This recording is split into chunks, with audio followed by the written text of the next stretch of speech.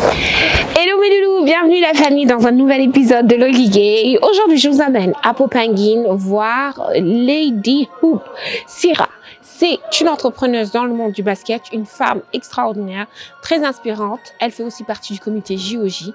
Aujourd'hui on est parti avec elle à la rencontre de ces gens qu'elle a inspiré des jeunes filles dans le basket à Popenguine. Let's go.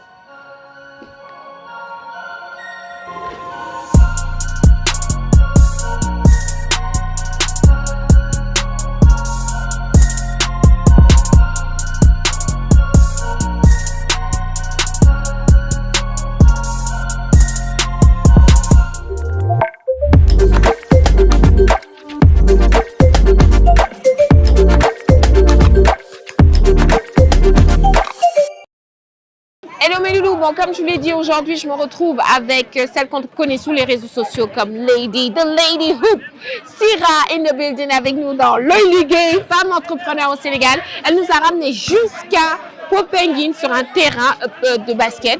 Et franchement les gars, tout à l'heure vous allez voir, on va faire un one-on-one et je sens que je vais me faire ramasser. Sira, comment vas-tu? Ça va. Bah écoute, aujourd'hui tu nous as ramené à Popenguine.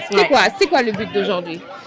Donc aujourd'hui, c'est une des distributions qu'on fait dans le cadre de mon projet Milstar, de notre projet Milstar. Milstar, c'est une campagne collective. On a sollicité les gens pour nous donner des fonds, pour nous donner 10 000 euros, pour pouvoir acheter 1000 ballons de basket. Et ces 1000 ballons, on les distribuait à 1000 filles dans le Sénégal. Ok. Donc, on s'est organisé on est bien organisé. On a contacté 10 organisations et on se déplace dans ces 10 organisations pour distribuer des ballons aux filles. Donc là, on a déjà fait la Casamance, à Kafountine, on a fait la Somone, on a fait la Somone, Tiaroy, Pikine. Oui. Et là, on est à Popenguine et on a distribué 40 ballons à 40 filles. Ok, au-delà du fait que toi tu es une fille, pourquoi tu as voulu cibler les filles particulièrement? Parce que déjà, je suis une fille. Ouais. Et pour moi, les filles ont moins accès à tout ce qui est infrastructure, au sport. Les garçons ont beaucoup plus de facilité à faire du sport parce qu'on les encourage aussi beaucoup plus à faire du sport et les filles moins. Et donc c'est important pour moi de les aider à avoir cet accès au sport. Et moi, comme je dis, je suis une fille, j'ai été très timide dans mon enfance et je le suis encore aujourd'hui, mais moins. Mais tout ce que je fais aujourd'hui, professionnellement, personnellement, tout est fait grâce au basket, grâce à Dieu et grâce au basket. Et le basket m'a emmené j'ai voyagé, j'ai fait le tour du monde, j'ai fait des interviews des plus grands joueurs, Michael Jordan, Kobe Bryant. Non. Kobe Bryant. Oh. J'ai fait des interviews de tous les joueurs, j'ai vu des championnats NBA, etc. Et le basket m'a offert tellement de choses que je me dis que si ça m'a permis à moi en tout cas de devenir ce que je suis aujourd'hui, ça peut aider potentiellement une autre fille à être moins timide, à être plus ouverte, à s'exprimer plus facilement. Donc vraiment l'idée c'est ça, le ballon en fait c'est symbolique, c'est un ballon et on peut se dire ouais c'est juste un ballon. Mais déjà dans des pays comme le Sénégal, dans des villes comme Popenguine où on va aller à Ranérou, chacun ne peut pas avoir un ballon, chacun ne peut pas s'acheter un ballon déjà.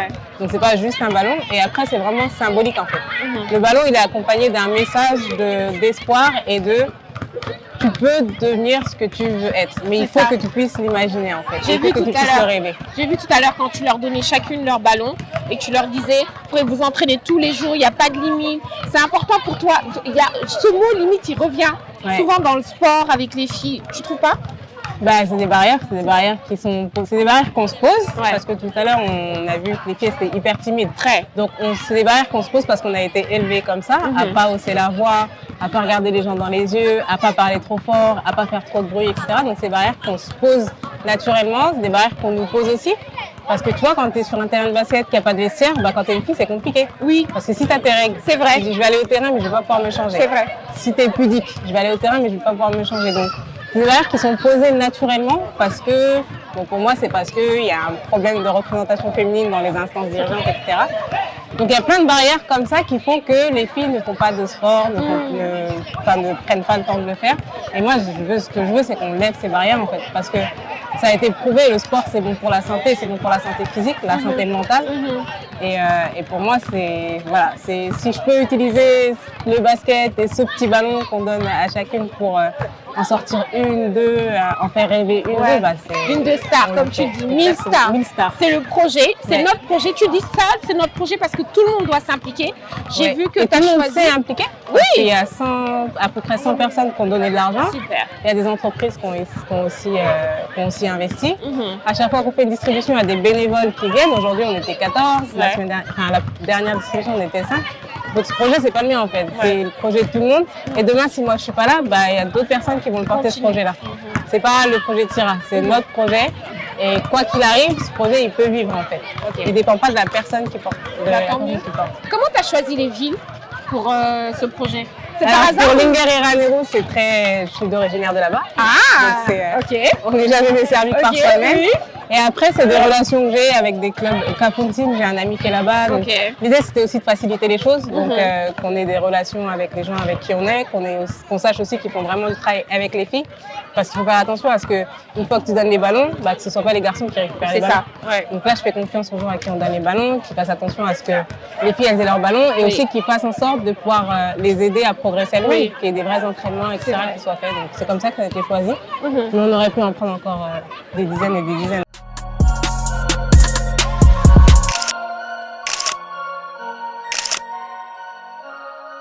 C'est clair. Bon, ça, c'est juste, il y a d'autres éditions, comme tu dis, il y aura d'autres choses qui J'espère, viendront. Inch'Allah. Inch'Allah, avec l'aide de tout le monde. Bon, alors, toi, tu es connu sur les réseaux, sur Lady Hoop. Ouais. Tu as aussi un podcast sur le hip-hop. Ouais. Est-ce que tu peux nous faire un résumé de qui tu es? Déjà, très discret. Très discret. Tu fais ton truc au calme. Mais dis-nous qui tu es. Qu'est-ce qui te plaît? Qu'est-ce qui te motive? Je sais pas, c'est de voir, c'est très cliché, ça va être très bateau, mais c'est de voir les gens heureux en fait. Surtout les jeunes, les filles, de les voir contentes d'être là, d'avoir reçu un ballon. Moi, c'est ce qui fait mon bonheur. Le bonheur des autres, c'est ce qui fait mon bonheur à moi.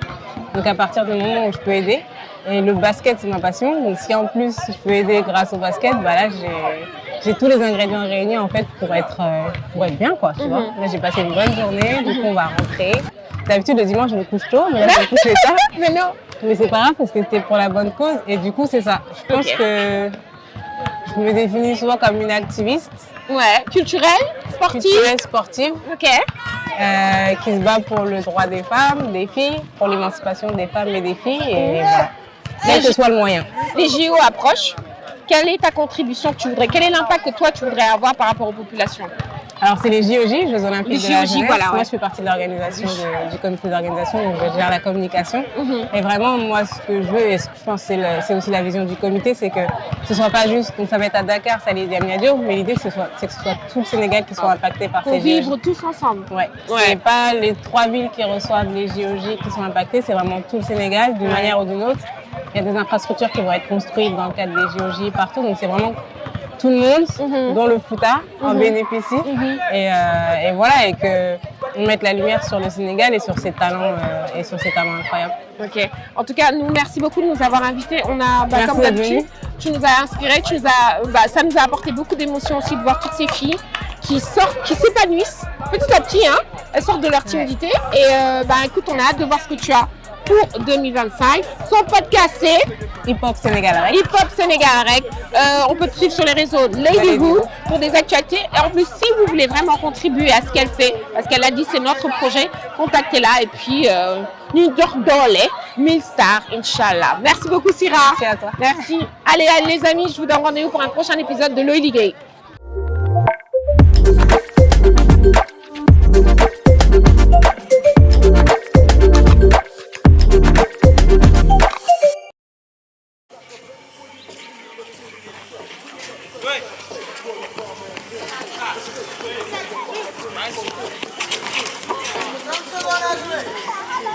Tam secondes à jouer.